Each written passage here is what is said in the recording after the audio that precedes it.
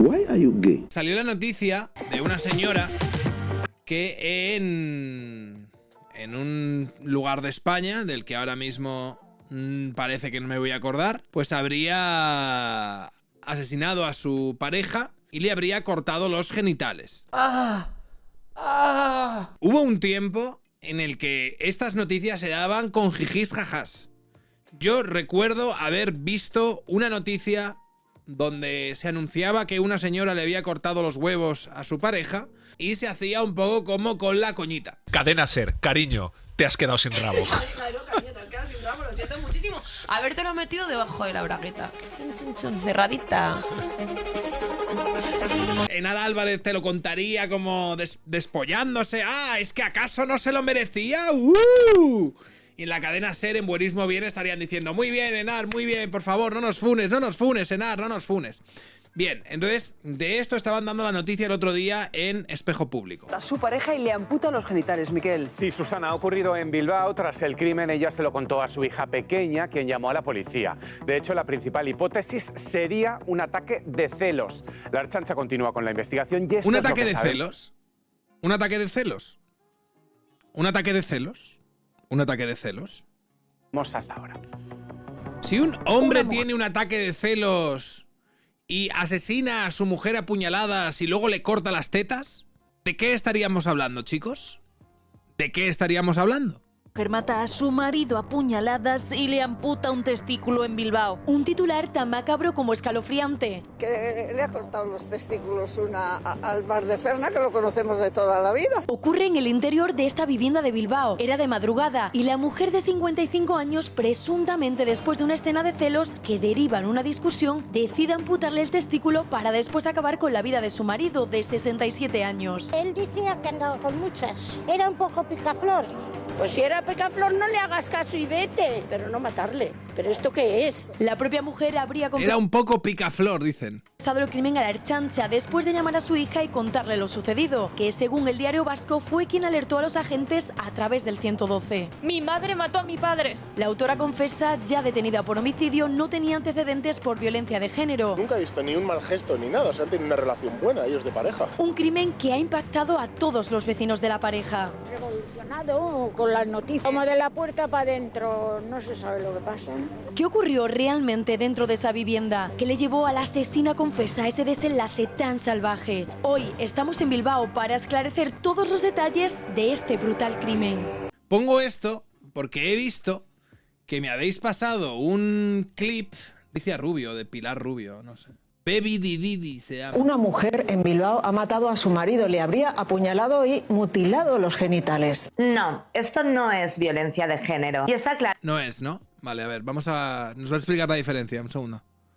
Claro que una muerte es una muerte y todas importan. Todas importan, pero hay algunas que importan más que otras, ¿verdad, Cari? Cari, va a ir por ahí. Algunas muertes entran dentro de esa lucha política que vosotros lleváis, violencia de género, y otras muertes pues simplemente son hechos puntuales. Violencia de género, por definición, es la que se ejerce contra una mujer. Se ejerce contra una mujer por el hecho de ser mujer. Que no nos engañemos, que somos nosotras las grandes perjudicadas, somos nosotras las víctimas. Somos nosotras las víctimas. Eso lo dice ante la noticia de a un señor al que le han matado y le han cortado los huevos. Ahora es la víctima. Ahora ella es la puta víctima. Y aparece ella.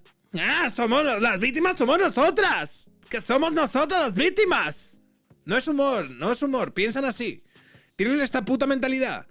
O sea, el hecho, como que le violenta que hayan matado a un hombre porque las víctimas son ellas. El estatus de víctima lo tienen ellas. Entonces, que hayan matado a un hombre, al final es algo, ¿sabes? Molesto, no por el hombre que ha muerto y tal, al hombre que le den por culo, ¿no? Todas las víctimas son víctimas y tal, pero las víctimas somos nosotras.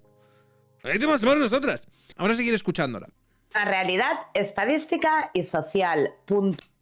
Hay una realidad estadística y social, punto. Y no hay más debate. Y eso es todo lo que tengo que decirte. Por eso existe una ley de violencia de género que intenta proteger a las mujeres. Y esto es llamar a las cosas por su nombre. No, no es llamar a las cosas por su nombre. Por eso hay mucha gente que está hasta los cojones de la ley de violencia de género, de todo el relato que hay alrededor de ella, y de todas las falacias argumentales que utilizáis para defenderla.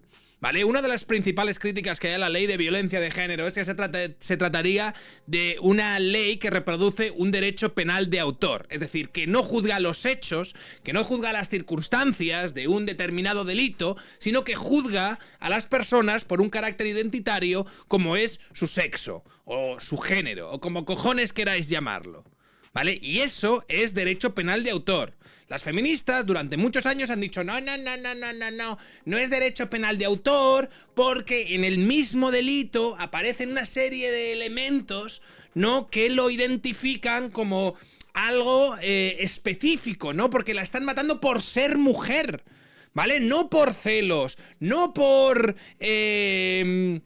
una posesividad. No, la están matando por ser mujer, por una superioridad masculina que habría, y es mentira. Las razones por las que los hombres matan a las mujeres, las razones por las que las mujeres matan a los hombres en relaciones de pareja, las razones por las que los hombres gays matan a hombres gays en relaciones de pareja, o las razones por las que las lesbianas matan a otras lesbianas en relaciones de parejas, las razones por las que se agreden, son básicamente las mismas.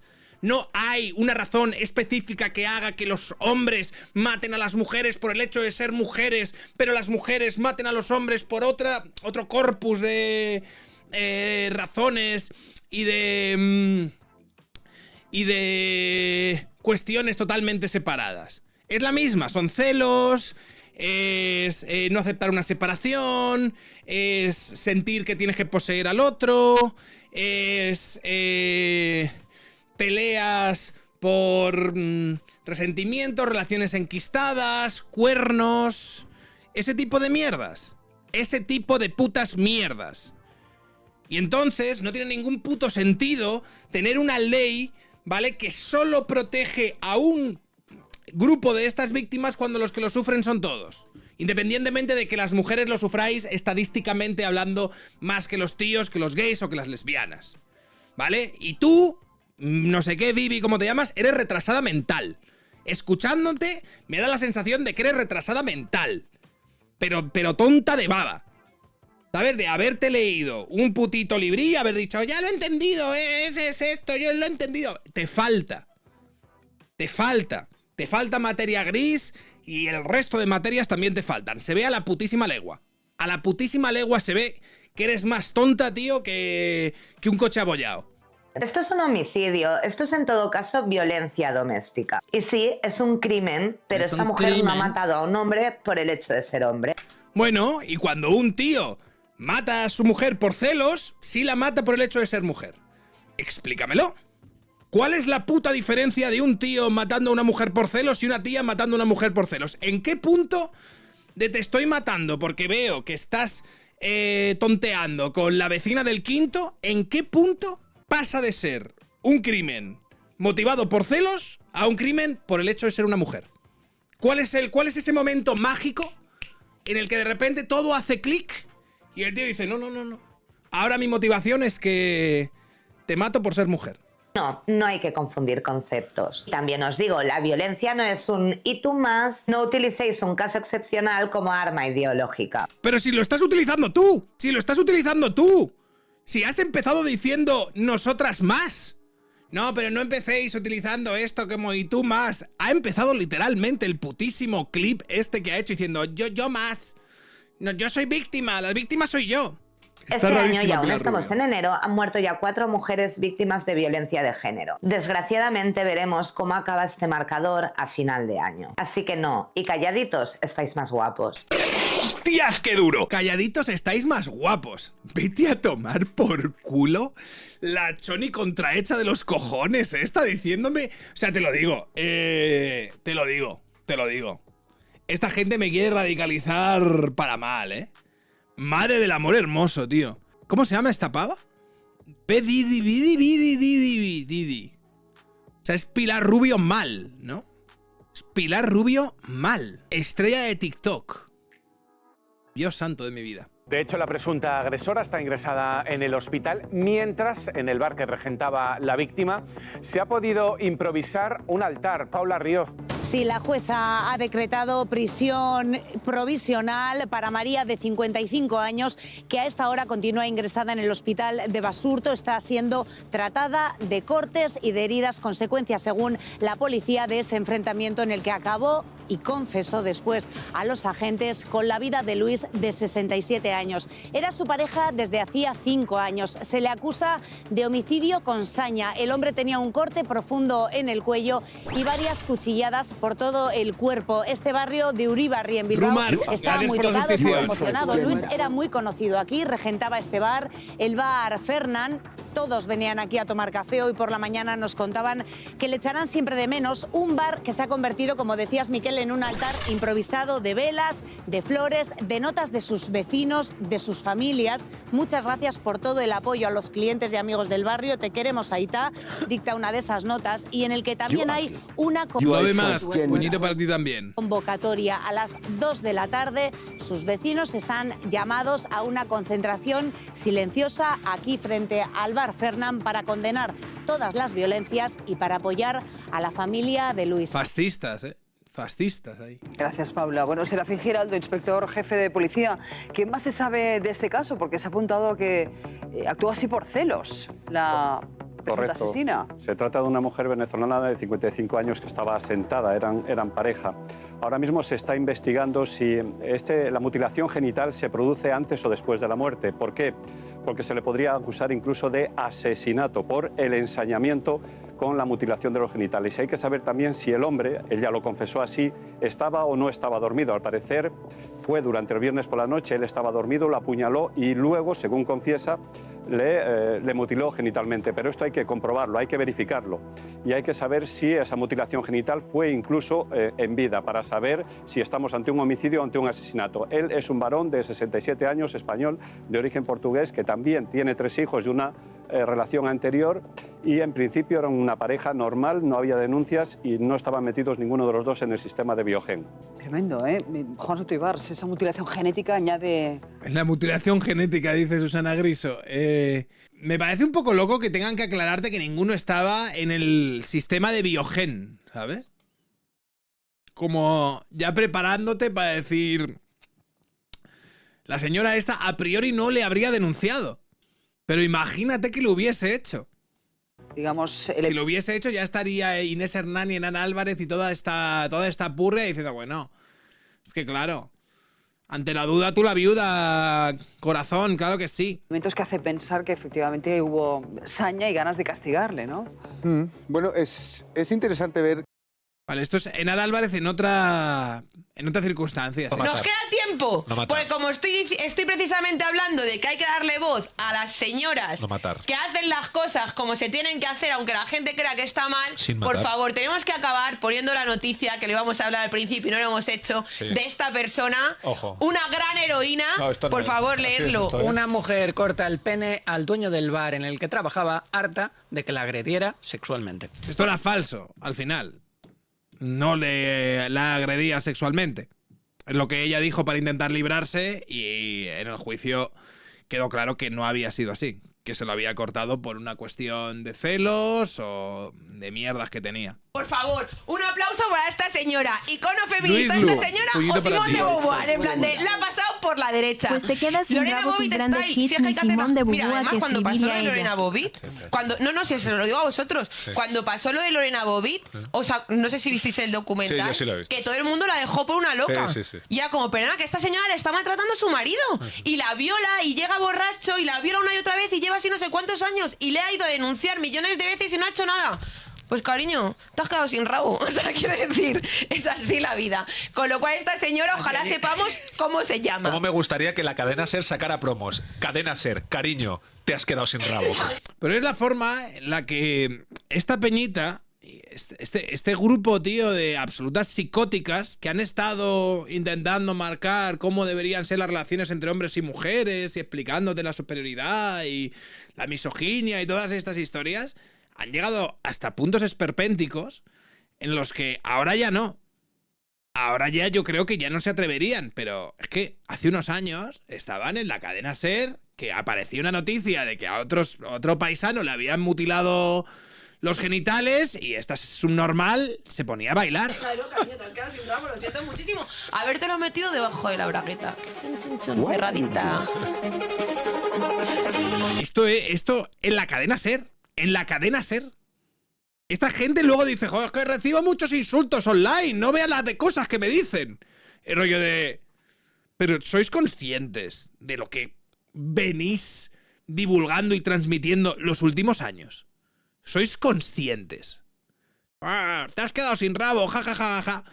Que cuando se produce un hecho de estas características, al ser el asesinado un varón por una mujer, podemos plantearnos distintas opciones de por qué ha podido ocurrir. Podemos pensar que había un ataque de celos, que hay locura, que hay maldad. O sea, se abre el abanico de las posibilidades humanas y esto no pasa cuando es al contrario, porque la violencia de género al final se ha convertido en la única causa de este tipo de asesinato cuando lo comete un varón y en cierto modo pienso que es una forma de ceguera elegida que hemos adoptado, ¿no? Pensando que la motivación de un crimen con los sexos invertidos siempre es la misma. En cambio, la motivación de este crimen, pues claro, hay que investigar por qué esa señora decide... Juan, en este caso... A ver, Iñaco le va a decir a Juan, le va a explicar 4 cosas, ¿vale? En este caso, la motivación del crimen es la que es la misma que exactamente el 99% de los crímenes de género del otro lado, que son los celos, la posesión, etcétera, etcétera. Es decir, estamos hablando de que este tipo de crímenes casi siempre se cometen por una misma motivación. Lo que pasa es que casi siempre o muy mayoritariamente son del hombre hacia la mujer. Pero es la excepción. Pero entonces, si son lo mismo, ¿por qué lo legislamos de manera distinta? Entonces, si es la misma motivación, si no hay ninguna diferencia sustancial entre uno y otro, más allá que en los sexos, ¿por qué lo legislamos de manera distinta? Vamos a legislarlo de la misma manera y como desproporcionadamente, ¿no?, van a asesinar a más mujeres, pues la ley protegerá o se encargará de más casos en los que las víctimas habrían sido mujeres. Pero es que no se me ocurre otro putísimo delito donde se produzca un determinado hecho y juzguemos y articulemos un cuerpo legal totalmente distinto en función de que mayoritariamente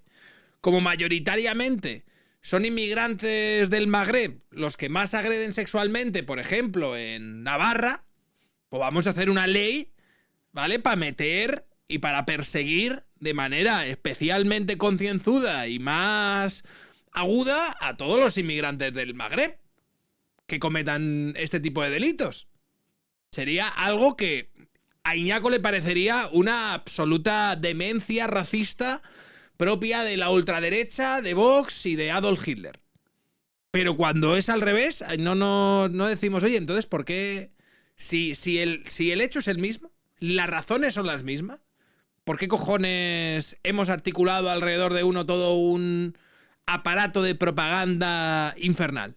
Es que no es exactamente siempre la misma motivación. Bueno, he dicho que parece en este caso es una de las hipótesis principales. Bueno, hay uso de drogas, hay arrebatos de locura, hay alcoholismo, hay problemas de toda índole. El crimen es una cuestión infinitamente más compleja de lo que... Pero todo eso agrava... Y los celos, perdón, claro, agrava lo mismo. En casi todo. Efectivamente, las drogas, el alcohol, lo único que hacen es agravar esos celos, esa clasificación, esa posesión. Digo que hay un estribillo en toda crónica de sucesos que aportan los vecinos que ya no significa nada, y eran personas normales, ¿no? Pero de verdad que utilizar eso es un cliché ya innecesario, porque lo damos por hecho, porque no deja de formar parte de la lógica con la que nos relacionamos ante las noticias. Y después, esta mujer con su asesinato, yo veo el alcance del crimen, que desde luego empieza por su pareja, sigue por su hija, digo, el efecto, y continúa por los 3 hijos del otro matrimonio, lo que se puede llegar a destruir en nombre de un... Es lo que pasa cada vez que hay un asesinato machista en España. O sea, las víctimas se esparcen alrededor en todos los lazos de los Tiene 3 hijos de los otro afectos. matrimonio. Sí. El padre tiene una hija con ella y hasta dónde se multiplica el efecto. Pero fíjate, me ha llamado también la atención, Juan, que una de las vecinas dijera que él era un picaflor. Que era esto, los rumores que le llegaban a la presunta... Claro, eso es como cuando asesinan a... No, pero es que la mujer era una guarra. Claro. Claro, la cosa es que hay un como si término, fuera como una excusa, hay un término al que final, dejó como de... un atenuante. Es un picaflor, ejecuto. Hay un término que dejó de utilizarse en las crónicas de la violencia de pareja, que fue crimen pasional. Se hablaba del crimen pasional cuando en una pareja que parece que no tenían peleas previas, que no... Rosa Peral, el crimen de Valencia. De pronto irrumpía el asesinato de una manera sorpresiva y violenta para toda la gente que les conocía, ¿no? Yo pienso que ese enfoque tenía una parte de valor, que hemos perdido un ángulo desde el que mirar esta clase de hechos, porque cuando la mayor parte de las asesinadas de un año en violencia de género, muchas de ellas no han denunciado, tendemos a pensar que no han denunciado pese a que había un maltrato continuado y que no lo han hecho por miedo. Eso es así en algunos casos, pero en otros es que el asesinato llega sin avisar. Pero pasional tenía una connotación casi positiva. Claro, era romántico. Era casi, bueno, era un arrebato de pasión, ¿no? Es que forma parte casi... Los son un arrebato de pasión. No, pero enfermiza. me refiero a la connotación positiva. Sí, sí. Esto es lo primero que tuvimos que borrar los periodistas cuando hablamos de violencia machista. Es como, bueno, si es pasional, llamar pasional a un crimen. Bueno, a ver, este crimen y este que no ha pasado solo una vez. Tratar esto, me encontré con este vídeo que es del Instituto de Igualdad de las Mujeres de México o algo así, donde nos explicaban por qué ninguna mujer debía ser vinculado a un proceso de violencia vicaria. ¿Vale? Y aparecía esta señora, ¿vale? Que es la prima de Zumosol de Dora la Exploradora. Aparecía para explicarnos por qué ninguna mujer debía ser vinculada a un proceso por violencia vicaria. Y al final me parece que bebe como del mismo núcleo irradiador del que parte aquí toda la ideología y la política que hay alrededor de la violencia de género y del corpus de las teorías de género que tenemos en España. Atención, es guapísimo. No lo voy a escuchar entero, pero os voy a poner la parte hasta el punto que me interesa para explicaros lo que quiero decir. Proceso por el delito de violencia vicaria. Una mujer fue vinculada a proceso por el delito de violencia vicaria. Vale, una mujer fue vinculada, ¿no? Como que fue procesada por violencia vicaria, es decir, por hacer daño a su hijo, a sus hijos, para joder al padre. Esto es un error.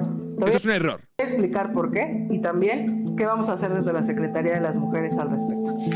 Primero te voy a explicar qué es violencia vicaria, que en el primer sexenio de la transformación se definió en la ley. Me encanta, te hace como una especie de quesito, ¿sabes? Para intentar explicarte la historia. De acceso para las mujeres a una vida libre de violencia. La violencia vicaria está muy clara, definida en el artículo 6º, fracción 6ª, y dice: violencia vicaria, la que se ejerce a través de interpósita persona, es cualquier acto u omisión que con el objetivo de causar perjuicio o daño a las mujeres se dirige contra las hijas, hijos o familiares, personas allegadas, ya sea que... Ahí ya es la forma, ¿no? Dice que es para hacer daño a las mujeres. Si se hace para hacer daño a los hombres, ya no es violencia vicaria. ¿Qué es? Nada, no sé. No tenemos... Para eso no tenemos definición.